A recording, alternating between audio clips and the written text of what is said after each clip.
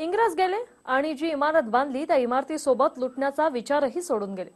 कदाचित तो विचार येथून कारभार करणाऱ्यांना तंतोतंत त्यांनी अंगीकारलाय। मुंबईच्या नागरिकांकडून टॅक्सच्या रूपात आजही कोट्यावधी नाही तर अरबो रुपये वसूल केले जातात आणि तरीही बीएमसी कडून हलगर्जीपणाचा कळस करण्यात येतोय। रस्ते वेळेत दुरुस्त होत नाही, मॅनहोल वेळेत झाकले जात नाही आणि फायर ऑडिटचा तर विचारूच नका। मुंबई शहर हातचं का शहर का बनत चाललंय असा प्रश्न आता या निमित्ताने उपस्थित होतोय।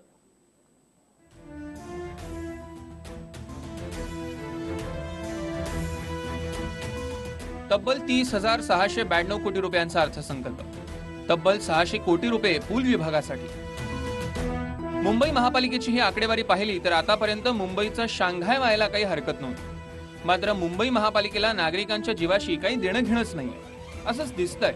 गुरुवारची घटना असो की गेल्या वर्षभरात मुंबईमध्ये घडलेल्या घटना असो, आतापर्यंत तब्बल हजारो मुंबईकरांनी आपला जीव गमावलाय। स्वप्ननगरी अशी ओळख असलेली मुंबई खरंच सुरक्षित आहे का? मुंबईमध्ये गगनचुंबी इमारतींमध्ये तसेच स्लम एरियातील आगीच्या घटनांमध्ये मोठ्या प्रमाणात वाढ झाली। त्यात बचाव पथकालाही अनेक अडचणी येतात आणि हकनाक बळी जातात। घटना घडते, चौकशीचे आदेशही देण्यात येतात, मात्र चौकशीचं काय झालं हे समजतच नाही। 2018 सालांमध्ये आगीत होरपळून 43 जणांचा मृत्यू झाला। साकीनाका येथील दुर्घटनेत 12 जणांना जीव गमवावा लागला। कमला मिल मधील वनभाव आणि मोजोस बिस्ट्रो या पबला मध्यरात्रीच्या सुमारास आग लागली, त्यात 14 जणांचा मृत्यू झाला। मुंबईमध्ये 2018 सालापासून आतापर्यंतच्या आगीच्या घटनांमध्ये अनेकांना आपले प्राण गमवावे लागले। गेल्या वर्षभरात लागलेल्या आगीमध्ये ऑगस्टमध्ये क्रिस्टल टॉवरमध्ये लागलेल्या आगीत 4 जणांचा, डिसेंबर महिन्यात अंधेरी कामगार रुग्णालयामध्ये लागलेल्या आगीत 11 जणांचा, तर चेंबूर टिळक नगर येथील सरगम इमारतीला लागलेल्या आगीमध्ये 5 जणांचा मृत्यू झाला।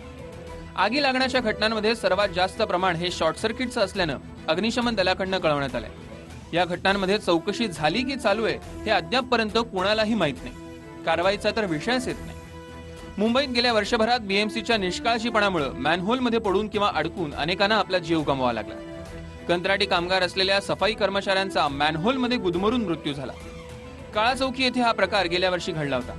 तर पावसाळ्याच्या दिवसांमध्ये अनेक जणांना जीव मुठीत घेऊनच प्रवास करावा लागतो। जुलै 2018 मध्ये अंधेरीतील गोखले पूल कोसळला, यात जीवितहानी झाली नाही, मात्र अनेक जण जखमी झाले आणि गुरुवारच्या दुर्घटनेत 6 जणांना आपले प्राण गमवावे लागले।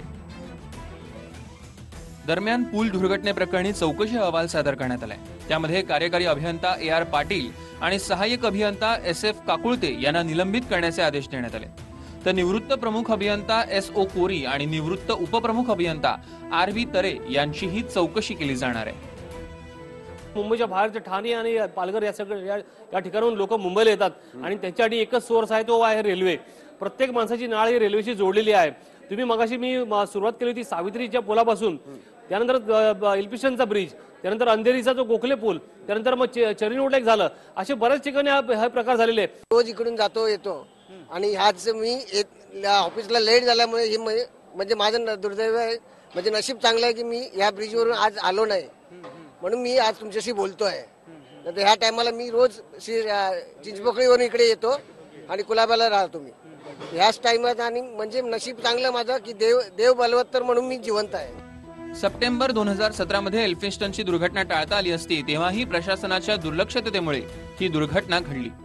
मुंबईत संतापाची लाट उसळली होती, तेव्हाही जबाबदारीचं नाट्य रंगलं होतं आणि मुंबईच्या पुलांसाठी निधी जाहीर झाला, परंतु एवढं सगळं होऊनही वर्षभराच्या आतच पुन्हा मुंबईतला पूल कोसळण्याच्या दुर्घटनेला सामोरं जावं लागलं।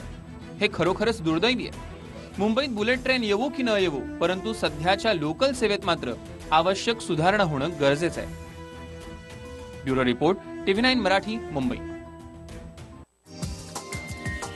हा व्हिडिओ तुम्हाला आवडला असेल तर असे आणखी व्हिडिओ पाहण्यासाठी TV9चं YouTube चॅनल सबस्क्राइब करा, बेल बटन दाबा। ताज्या घडामोडींसाठी लॉग ऑन करा tv9marathi.com।